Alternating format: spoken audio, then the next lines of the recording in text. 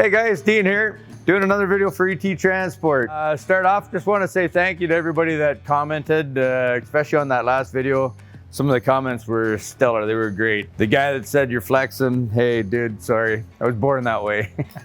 Just joking, man, just joking. Hey, you know what, keep those comments coming in, we love reading them. Anyways, today, we're gonna do a new topic. We're gonna do old school trucking versus new school trucking, the things that have changed a little bit. We'll just do a couple bullet points and go over that. And again, I hope you guys leave comments. Remember, everything I say is just my view. Love to hear what you guys have to say on it as well. You know what? I started my career way back before a lot of this new technology and new generation stuff came in. Then I took a break from driving for a while in a different career, and I came back to this whole new world of technology and fun stuff that we got to work with today. In truck driving, you're always learning something, so you know, I'm learning.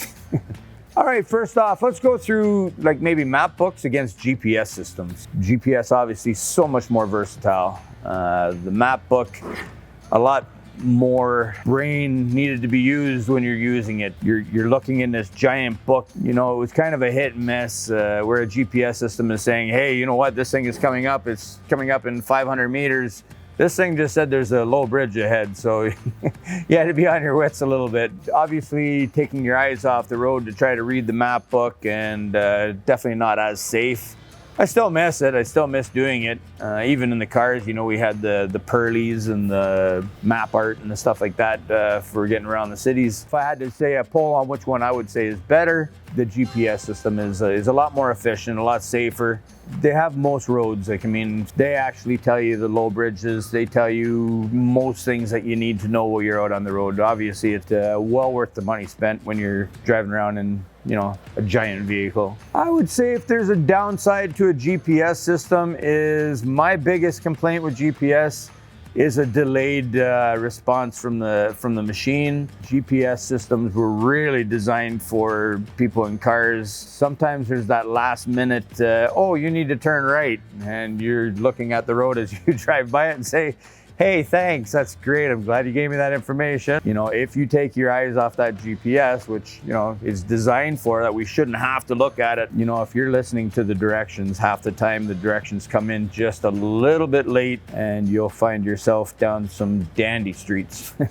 Anyways, Oli is telling me that I need to find a new location to make this video a little bit more fun.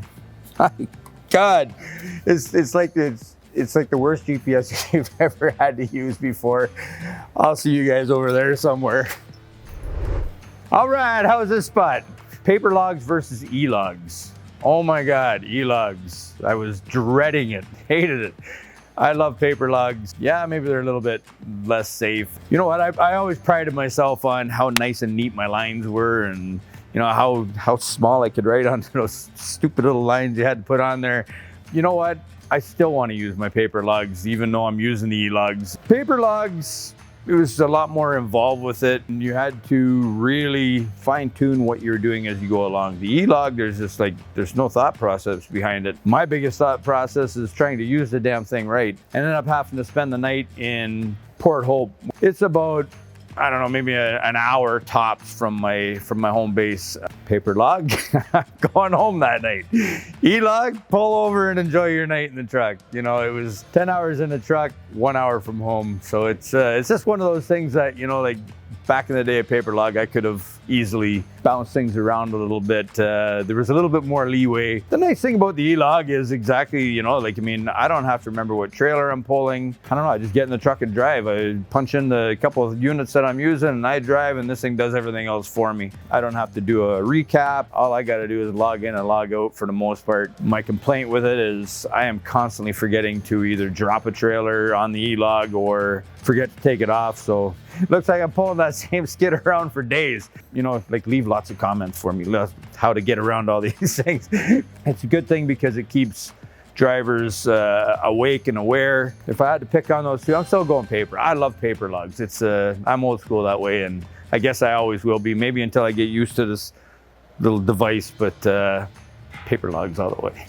All right, and like I always say, you know, we're always learning from each other, and I can learn from a new guy. If you tell me how to use my E-Log properly, leave it in the comments. All right, well, you're not gonna believe this, but this other GPS on the other side of the camera over there is sending me elsewhere again. So we'll see you guys over at the next spot.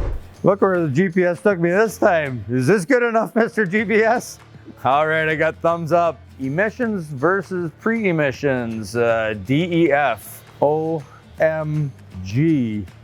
Let's just put a show of hands out there who hates the DEF system. Hey, you know what? I'm all about the environment. You know, obviously we want a nice green planet and a great place to live, but there's gotta be a better way. Pre-emissions, yeah, you know what, we were burning. We had a lot of fossil fuels that are burning up in ozone layers and the stuff, but you know, so much more efficient than what we're doing today. They're making headway on it, and it's slowly getting a little bit better. But one of the biggest things I hear from mechanics, one of the biggest things I hear from truck drivers, that DEF gelling up, crystallizing in the systems and shutting the trucks down. A lot of downtime due to it. Such a basic system. You got, you know, basically water and ammonia, and this is scrubbing the, you know, the diesel fuels and the carbons out of our exhaust systems. There's just got to be a more efficient way that it doesn't crystallize up quite as much. If I got to go for one of the two, which way I would go, man, I want that green planet, but I'm going pre-emissions on that all the way. You know, you're constantly looking for it. It's another thing you either have to carry in your truck because you always want to have that emergency bottle in there. You show up at a lot of the truck stops, you want to fuel up your truck, you throw in your fuel, you go over to grab the DEF, and it's like, sorry, out of service, you know. So it's now you're scrambling around trying to find a jug or two of this DEF, and you're standing there outside trying to pour it in, and just not for this cat. Call me old school, call me whatever, but I'm pre-emissions all the way on this one. Leave us your comments. Let me know what you think of the DEF. Let me know what you guys think of the pre-emissions. Okay, GPS is kicking in once again, and it is shipping me out of here. So I have no idea where I'm going to end up. We're flying south somewhere. I might end up on an airplane or on the hood of a truck, but we will see you over at the next destination. Whoa. Okay, I guess this is where we're getting it from today. Okay, CB against cell phones. CB radio is an amazing device. I love it. It's old school. It is probably, I think, one of the greatest things that we can use if everybody uses it properly. You guys learn how to use it properly. Use it for what it's for. Don't go on there making stupid, silly noises and stuff like that. CB radio is going to tell you everything. It's going to tell you where the police are. It's going to tell you what the weather is like. It's going to tell you if there's an accident ahead. It is like to the second you will know what's going on. Cell phone, excellent piece of equipment. You know, you got podcasts. You're never going to be lonely again. You can listen to somebody talk to you for 24/7 if you want. Problem with the cell phones is you can lose reception on your cell phone. Not that you can on the CB as well, but you can lose reception on the cell phone, and you could go for 15-20 minutes driving, waiting for a tower to come back in and pick up your reception. You can use Waze on a cell phone. I think it's probably one of the better apps if you're a truck driver. It's going to tell you where the police are hiding and stuff like that as well. But go old school. Go CB radio all the way. All right. Final destination. We've arrived. I want to thank you guys for watching. I hope you guys really enjoyed today's topic. Please, please, please leave comments below. Let us know what you think of old school versus new school and the different technologies and stuff like that. I'm sure we missed 1,000 different things. You know, if there's anything you want to hear us talk about, you know, again, leave that in the comments. I try to read through them as much as I can, and to prove to you guys that I read through them, we are actually thinking about doing that, how to stay fit while driving a truck, or, you know, fitness and trucking. I really want to thank you guys. Love every bit of this, actually. You know I crap my pants when I'm behind this camera. It drives me crazy. And Olia over here, she's got this giant smile on that side. She is giving me the hookola, saying, you better tell them that they better like this stuff. They better subscribe to this channel. Make sure you do. You're going to hear all kinds of great content on here. I always look forward to seeing you guys. Can't wait for the next one. Keep the shiny side up and the rubber side down. We will see you next time. Bye-bye.